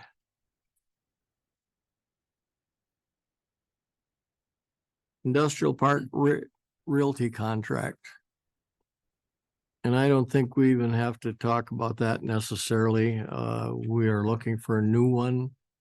I think unless somebody has some other option, I would say Patty and Paul are capable of picking the realtor out. So can I circle back to our conversation from our last meeting? Because I had some questions on clarification of if you're going to suspend our current contract before you have someone new selected, because I know that Sarah brought up that it doesn't make sense to suspend the contract until we have someone new in place, and I agree with that. And Exactly what'll happen. okay, because the way that everything was worded at our last meeting, it almost sounded like we were just gonna suspend the contract immediately, and I would not be in favor of that, because then we don't have anyone doing anything for us. Exactly. They pull everything up. Right, We so, already have a paper from the folks that were representing or were listing the property. Goes through April. Same. Okay.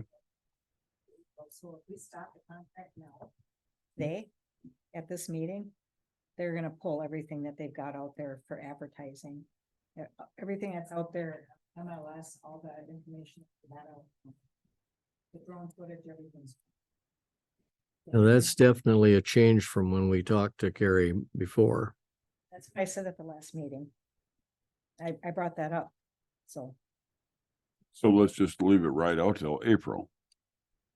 But we need to look Well, at I somebody think you else. could Yeah, solicit it. I mean, we need to get going on a replacement broker, but let's not make any move on it until April. When you have. No. until you have.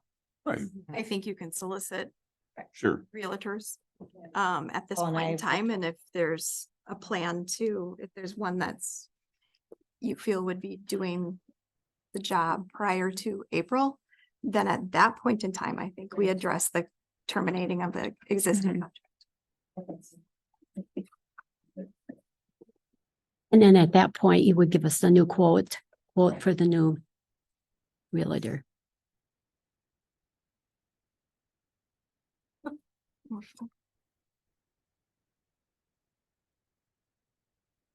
So Paul, we'll still expect your input. Yeah, this was, I don't. If we've got 5 different. And to express an interest. There isn't an issue dropping this before. Well, if we have somebody in place and the council agrees with the new contract. Compass is gonna come back and say, oh, no, we've got this. That's all I'm trying to ask is that. Good question. No, I talked to Compass directly to the broker. And he said there was no penalty and they could be Okay. terminated at any time.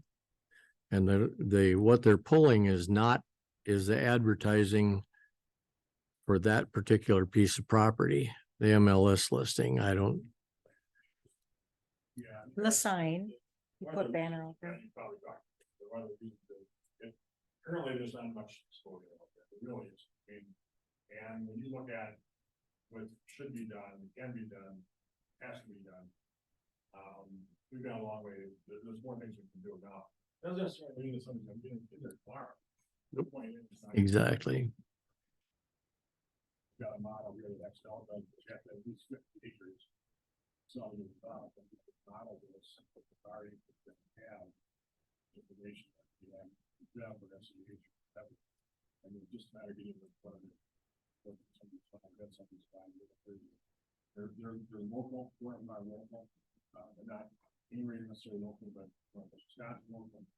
And see what we can do with more exposure. Well, I feel more comfortable if we had something in place instead of just dropping what we have. Mhm. Just seems like- No, Doesn't make sense, I just. Doesn't make sense. No. I just didn't know if there's any, issues, Yeah, no, yep. So. Well, and I think we should keep that in place anyway through April. You know, if we were to sign somebody on, they sell something prior to the end of April, would Compass then possibly come back at us for a commission on that? Or, Only if, you know, only if they've made contact with Before Compass before that. understood, but could they or would they do that? We don't know. Well, I would expect them to, if it was a contact that they had made, when you list a piece of property and you terminate the listing, the realtor gives you a list of Contacts. contact people that he thinks they've had contact with that might be interested in buying that, and you're obligated to pay him if that sells, if one of those Right. folks buy it. So it's to keep basically folks that are selling stuff from having somebody walk up and say, hey, if you can, Yeah, you know, wait I'll a buy it, minute, wait I'll a buy it minute. if we can get the realtor out of the road, and not so. Well, I think we should just leave it until the April expiration. Mhm.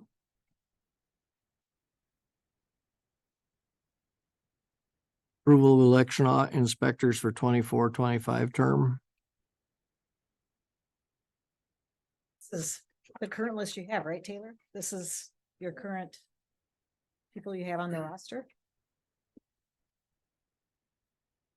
This is what we have right now. There may be some changes, but the way our ordinance is written, basically you approve my initial list and then I have the option to add, or if people withdraw in the future. Just per state statute, we have to have something in place in December for the people. Mhm. So this satisfies that. I- Sure. Changes can be made if needed, and this satisfies our Republican and Democrat that we got from each party because of the lists that we got. This is what we have for using basically for the parties. I would like to say something. We've got, Sharon is on Yes. this list and she's actually running for office. So Right. she would be eliminated from those elections. The For spring February- ones. Yep, for the February primary. Spring election. She Right. couldn't work No. those. Mhm. But I would like to work for the November. I'm sure we'll need you. Yes. You're hired. Because I'm sure you're gonna need help. Thank you. Motion to approve the inspectors. So moved. I'll approve or make a motion to approve the election inspectors for 24-25. Oh, Motion's made and seconded to approve the listed election inspectors. Any further discussion? All in favor, say aye. Aye. Opposed? So ordered. Oh, motion to go into closed session regarding Wisconsin statute 19.85, parent 1, parent C, police department wages, administrative assistant position, clerk treasurer position. Considering employment, promotion, compensation, or performance evaluation data of any public employer over which the governmental body has jurisdiction or exercises responsibility. I'll make the motion that we go into closed session. I second it. Motion's made and seconded to go into closed session. Roll call. Yes. And Summer. Yes. Yes. Yes. Okay. Yes. Yes. Yes. Yes. Okay. We need a motion to talk about the police department wages. Or starting wage to go to, The yellow one, right? Yep, I'll make a motion.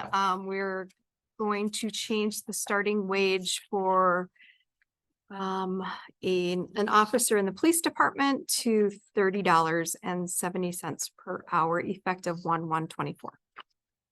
I'll second that motion. a motion's been made and seconded that we elevate the starting wage for a police officer to $30.70 per hour. Beginning January 1. Is there any other discussion? All in favor, say aye. Aye. Opposed? So ordered. Then we need a motion on the wage rate for 2024. I'll make a motion that we raise wages 4%. That's an across the board 4%. I'll second that motion. A motion's been made and seconded that the across the board for non. Yes, because it's a motion after coming out of closed session. What did the, Okay.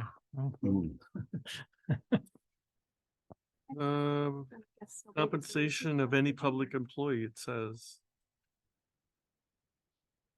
Oh, She's right. you're right. It didn't notice that. You're right.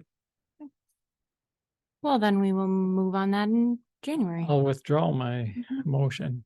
all That right, means I have to draw my second. Yeah, you know. Well, it's out of order, so it doesn't matter. Roberts, yeah, okay. Then we're Second. Okay. motion's made and seconded to adjourn. All those in favor? Say aye. Aye.